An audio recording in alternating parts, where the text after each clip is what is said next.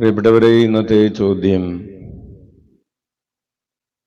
നീ മരിച്ചു കഴിയുമ്പോൾ സ്വർഗത്തിലേക്ക് നീ എങ്ങനെയായിരിക്കും എടുക്കപ്പെടുന്നത്? നല്ല സന്തോഷമുള്ളൊരു ചോദ്യമാണ്. എന്താണ്? മരിച്ചു കഴിയുമ്പോൾ സ്വർഗത്തിലേക്ക് എങ്ങനെയായിരിക്കും എടുക്കപ്പെടുന്നത്? സെമിത്തേരിയിലേക്ക് എങ്ങനെയായിരിക്കും എടുക്കപ്പെടുന്നതെന്നല്ല, അതിന് നമ്മുടെ ആംബുലൻസ് നമുക്കറിയാം. ഇടവപ്പള്ളിയിലെ ആംബുലൻസ് ഉണ്ടെങ്കിൽ പിന്നെ ഒന്നും നോക്കാനില്ല. അപ്പോ സ്വർഗത്തിലേക്ക് എങ്ങനെയായിരിക്കും എടുക്കപ്പെടുന്നത് എന്നാണ് എപ്പോഴെങ്കിലും ആലോചിച്ചിട്ടുണ്ടോ? ഇല്ല. അപ്പോൾ ഇന്ന് ചോദിക്കാനുള്ള ചോദ്യത്തിന്റെ പശ്ചാത്തലം, ഇന്ന് ഏലിയ പ്രവാചകന്റെ തിരുനാൾ ആഘോഷിക്കുന്ന ദിവസമാണ്. ഏലിയ എങ്ങനെയാണ് സ്വർഗത്തിലേക്ക് എടുക്കപ്പെട്ടത്?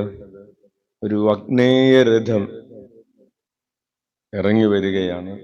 സ്വർഗത്തിൽ നിന്നുള്ള ഒരു രഥം ഇറങ്ങി വന്ന് ഏലിയ പ്രവാചകനെ ആ രഥത്തിൽ കയറ്റി സ്വർഗത്തിലേക്ക് കൊണ്ടുപോവുകയാണ്. നമ്മളെ കൊണ്ടുപോകാൻ ഏത് രഥമായിരിക്കും വരുന്നത്? യെസ്. അപ്പോൾ എന്തുകൊണ്ടാണ് അപ്രകാരം വലിയൊരു സ്വർഗത്തിന്റെ ഒരു അംഗീകാരം? അതാണ് അവിടെയുള്ള പോയിന്റ്. അതാണ് ഏലിയ പ്രവാചകനെ ദൈവം അപ്രകാരം ഭൂമിയിൽ നിന്ന് കൂട്ടിക്കൊണ്ടുപോയി എന്ന് പറയുന്നത് ഏലിയ പ്രവാചകന്റെ മേലുള്ള ദൈവത്തിന്റെ അംഗീകാരത്തിന്റെ അടയാളമാണ്. നമുക്ക് കൈയടിച്ച് കർത്താവിന് നന്ദി പറയാം. അങ്ങനെ ദൈവത്തിന്റെ മുൻപിൽ അംഗീകാരം കിട്ടുന്നതിന് വേണ്ടി എന്ത് ചെയ്യണമെന്ന് ഇന്നത്തെ ഒന്നാം വായനയിൽ മിക്ക പ്രവാചകന്റെ പുസ്തകം 6-ാം അധ്യായത്തിൽ നമ്മൾ വായിക്കുന്നു. ദൈവത്തിന്റെ വായന ഒരു കേസ് ഫയൽ ചെയ്യുന്നതാണ്.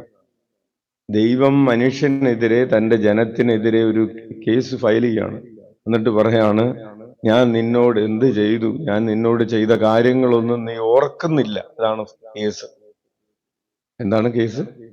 ദൈവം ചെയ്തു കൊടുത്ത കാര്യങ്ങളൊന്നും ഓർക്കുന്നില്ല. ചില സമയത്ത് മാതാപിതാക്കൾ മക്കൾക്കെതിരെ കേസ് ഫയൽ ചെയ്യാറുണ്ട്. ഞങ്ങൾ അവർക്ക് കൊടുത്തതൊന്നും അവർ ഓർക്കുന്നില്ല, അവർക്ക് എഴുതി കൊടുത്തതൊന്നും അവര് ഓർക്കുന്നില്ല, അതുകൊണ്ട് അത് ഞങ്ങൾക്ക് തിരിച്ചു കിട്ടണം എന്ന് പറഞ്ഞ് കേസുണ്ട്. ഇഷ്ടംപോലെ കേസുണ്ട്. തിരിച്ചു മേടിച്ചതിന്റെ കഥകളൊക്കെ അച്ഛനറിയാം. അപ്പോ കേസ് ഫയൽ ചെയ്യാണ്. എന്തു പറഞ്ഞിട്ടാണെന്നറിയാവോ? ഈജിപ്തിന്റെ അടിമത്വത്തിൽ നിന്ന് ഇസ്രായേൽ ജനത്തെ മോചിപ്പിച്ചത് അവർക്കിപ്പോ ഓർമ്മയില്ല.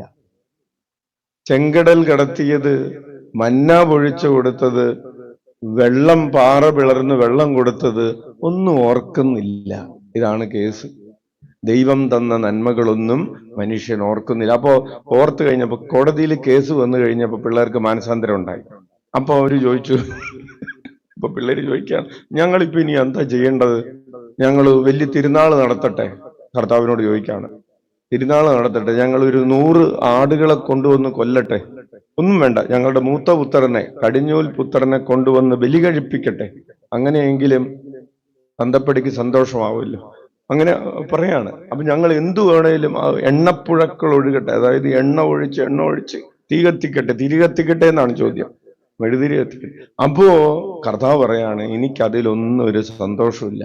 നിങ്ങൾ ഒരു 3 കാര്യം ചെയ്താൽ മതി. പഴയ നിയമത്തിൽ പ്രവാചക ശബ്ദങ്ങളിൽ ഏറ്റവും ശ്രദ്ധിക്കപ്പെട്ടിട്ടുള്ള ഒരു വചനമാണ് മിഖായുടെ പുസ്തകം 6-ാം അധ്യായം 8-ാമത്തെ തിരുവചനം. കർത്താവ് പറയാണ്, 3 കാര്യങ്ങൾ ചെയ്താൽ മതി, വേറെ ഒന്നും ചെയ്യണ്ട. ഒന്ന്, നീതി പ്രവർത്തിക്കുക.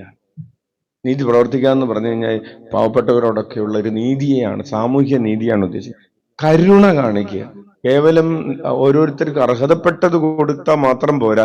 ഹെഡ്സെറ്റ്, നിന്റെ ഉള്ളിൽ നിന്നൊരു കരുണ മറ്റുള്ളവരിലേക്ക് ഉണ്ടാകണം. 3-ാമതായിട്ട്, ദൈവത്തിന്റെ മുമ്പില് ജാടയില്ലാതെ, ദൈവത്തിന്റെ മുമ്പിൽ വിനീതനായിട്ട് എളിമയോടുകൂടെ ചരിക്കുക. പ്രിയപ്പെട്ടവർ, ഏലിയ പ്രവാചകൻ നീതി പ്രവർത്തിച്ചവനാണ്, കരുണ കാണിച്ചവനാണ്, അതുപോലെ ദൈവത്തിന്റെ മുമ്പിൽ എളിമയോടുകൂടെ ജീവിച്ചവനാണ്. ഈ 3 കാര്യങ്ങൾ നമ്മുടെ ഹൃദയത്തിലേക്ക് സൂക്ഷിക്കാം. അങ്ങനെ നീതി പ്രവർത്തിക്കുകയും കരുണ കാണിക്കുകയും ദൈവത്തിന്റെ സന്നിധിയിൽ act humble before God, leave him ഹംബിളി before the Lord, ദൈവത്തിന്റെ സന്നിധിയിൽ എളിമയോടുകൂടെ വ്യാപരിക്കുകയും ചെയ്യുമ്പോൾ ഏലിയ പ്രവാചകൻ എടുക്കപ്പെട്ടതുപോലെ അഗ്നേയ രഥത്തിലല്ലെങ്കിലും സാധാരണ ഒരു രഥത്തിലെങ്കിലും സ്വർഗത്തിലേക്ക് നമ്മളും